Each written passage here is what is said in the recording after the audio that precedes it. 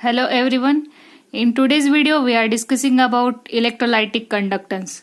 So first of all, what is mean by the word electrolytic? So electrolytic are the substance that conduct electric current, and conductance is the electric current which flows through the substance. So this is a simple meaning of electrolytic conductance. So electrolytic conductance is the term which is related to the electric current. So while consider electric current, first we simply consider one example, that is metal and wood. So we all know that metals are good conductors of electricity and wood is a bad conductor of electricity. So according to this point, the substance can be classified as electrolytes and non-electrolytes. So electrolytes are the substances whose aqueous solution conduct electricity. Also their fused substance also conduct electricity, but non-electrolytes are the substances which does not conduct any type of electricity. So wood is a non-electrolyte type of substance and metals are electrolyte. So the electrolyte and non-electrolyte, these two types are depend on ability to conduct the electricity. So while considering electrolyte, there is a one concept which is discovered by the great scientist Arrhenius. So according to Arrhenius, an electrolyte, suppose one simple electrolyte AB. So when this electrolyte dissociates partially in aqueous solution, there is a separation of ions, that is A plus and B minus. That is positive, there is a separation of positive and negative ions. So at equilibrium, the equilibrium exists between the dissociation and undissociation fractions of the electrolyte.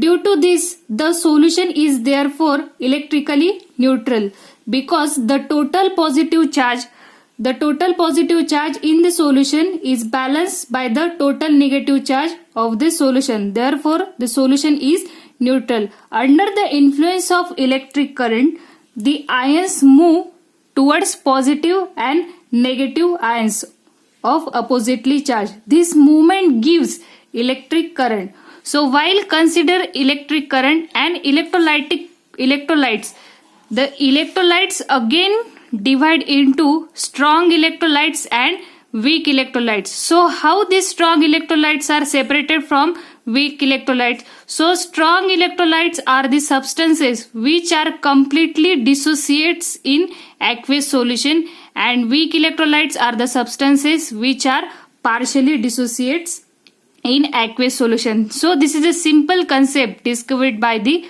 Arrhenius. So suppose we take one example, that is a strong acid H2SO4. So H2SO4 is dissociates completely, because in strong solution the movement of ions is very active, or their mobility is very active. So they conduct electricity very fastly as compared to weak electrolytes. So this ability of solution to conduct electricity is expressed in terms of conductivity.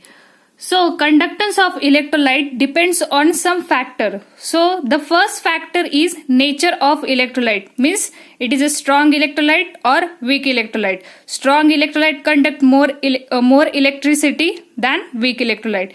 Then second factor, the concentration of the solution. So while considering the concentration decides the number of ions present in the solution. The next factor is the velocity with which the cations and anions move. Because of velocity, or we can say that the mobility, the cations or anions carry the charge or more electric current. The next factor is the temperature. So temperature, it decides basically the mobility of the ions. So these are the four important factors which depends on the conductance of electrolyte. Then there is a next again one important law related to electric current. So this law is related to resistance, conductor and the potential across the conductor. This three factors related to this law. So law is named as Ohm's law. So what is this Ohm's law?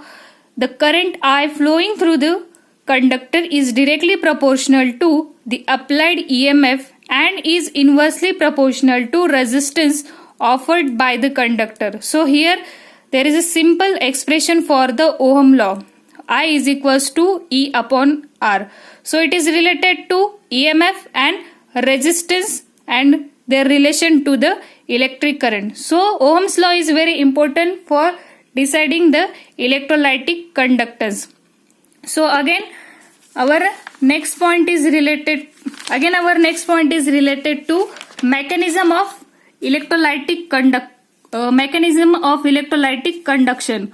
So while considering the electrolytic conduction, here we see that one simple electrolytic conduction diagram. So the passage of current in case of metal which are supposed to be best conductor is not accompanied by the transfer of the matter. So while considering electrolytic conduction, the metals are used because they are good conductors of electricity.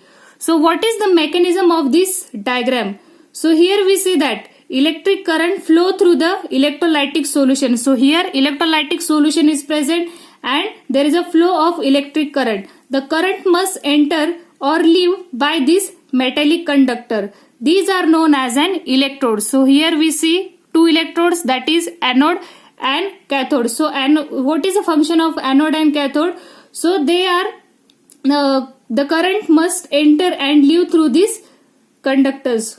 The current enters electrolyte through the anode and leaves through the cathode. So while considering this electrolytic conduction and electrolyte solution is used. Electrolytic solution is used for the transport of electric current through electrolytic conductor is due to the ion carrying either positive charge or negative charge of the ion. So these cations moves towards cathode and anions moves towards anode. So because of their movement of cations and anions, there is a formation of charge and electricity is developed. So this is a simple mechanism of the electrolytic conduction. Then again there is a one important term, that is specific resistance. So specific resistance is firstly related to resistance. So what is meant by resistance? So resistance is any conductor having a uniform cross section area is found to be directly proportional to its length and inversely proportional to the area of the cross section. So this is a simple resistance. So resistance is again related to specific resistance. So specific resistance is offered by a material 1 cm in length and having an area of a cross section of 1 cm square. So this specific resistance is a term which is represented as rho.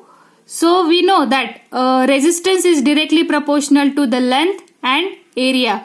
So which is equals to rho L upon A. So rho is a proportionality constant. So again while considering these two equations, we can write that rho, that is specific resistance, is equals to R in bracket A upon L. So A is the cross sectional area and L is the length. So A is the cross sectional area which is represented as a centimeter square and length is represented as in centimeter, and R is a resistance which is in ohm.